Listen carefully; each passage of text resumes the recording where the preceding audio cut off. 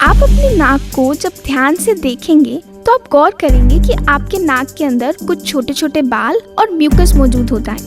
नाक के अंदर जो चिपचिपी सी चीज़ होती है उसे हम म्यूकस कहते हैं। तो जब भी आपके नाक के अंदर कोई भी डस्ट या जर्म एंटर करता है तो वो इन बाल और म्यूकस की वजह से नाक के अंदर ही फंस जाता है और इन्हें नाक से बाहर निकालने के लिए बॉडी अपना तरीका यूज़ करती है और वो है स्नीज यानी कि छींक।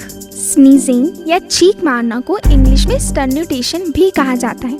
स्टर्न्यूटेशन बॉडी का एक नेचुरल वे होता है नाक के अंदर से डस्ट या जर्म को बाहर निकालने का। कोई भी फॉरेन पार्टिकल जैसे डस्ट, परफ्यूम, स्मोक, यहाँ तक कि आपके पेट के बाल आपके नोज के इनर पार्ट को इरिटेट कर सकते हैं और ऐसा होते ही आपको छींक आ जाती है।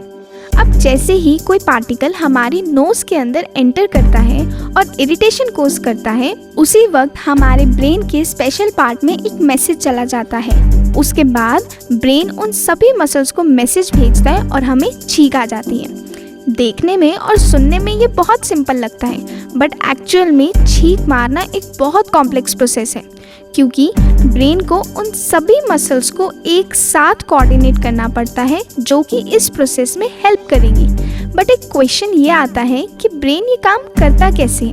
वेल, जैसे ही ब्रेन को सिग्नल मिलता है कि नाक में कोई डस्ट या जर्म एंटर कर गया है, फ्रैक्शन ऑफ सेकेंड्स के अंदर ब्रेन आपकी आइज़ को फोर्सफुली शट कर देता है, आपकी टंग को आपके माउथ के ऊपर के पार्ट की तरफ पुश कर देता है और आपके बाकी पार्ट्स जैसे belly muscles, chest muscles, diaphragm, vocal cords, इन सब को प्रिपेयर कर देता है ताकि आपको बिल्कुल सही छींक आए और जो पार्टिकल आपकी नाक में है वो बाहर आ जाए। अब जब ये डस्ट या जर्म बाहर आते हैं तो साथ में लाते हैं एयर, वाटर और म्यूकस। पर छींक आने का सिर्फ यही रीज़न नहीं होता कि आपके नाक में कोई डस्ट या जर्म एंटर कर गया है, और भी रीजंस हो सकते हैं जैसे कोल्ड या फिर जब कोई इन्फेक्शन टेम्परेरीली आपके नाक में घर बना लेते हैं या आपको एलर्जीज हो जाती है तो उस वजह से भी आपको छींक आती है। दोस्तों, रीज़न जो भी हो, एक बात का ध्यान रखें कि स्नीजिंग या छींक मारना एक तरीका है जिससे इन्फेक्शन फैल सकता है। इसलिए जब भी आप छींक मारें तो याद से एक टिश्यू पेपर या हैंकी का यूज़ करें। अगर दोनों नहीं है तो आप इनर एल्बो की साइड स्नीज करें, इससे इन्फेक्शन एनवायरनमेंट में नहीं फैलेगा। आपको पता है दोस्तों, कुछ लोग को ब्राइट सनलाइट में छींक आनी शुरू हो जाती है, इसलिए नहीं क्योंकि उन्हें सनलाइट से एलर्जी होती है, पर इसलिए क्योंकि सनलाइट इरिटेशन कोज करती है। जब भी हम डार्क एनवायरनमेंट से निकल के ब्राइट लाइट में एंटर करते हैं तो छींक ट्रिगर हो जाती है।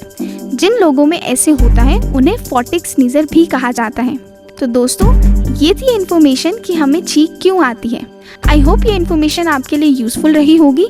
ऐसी ही और इन्फॉर्मेटिव वीडियोस के लिए please subscribe our channel. Thank you.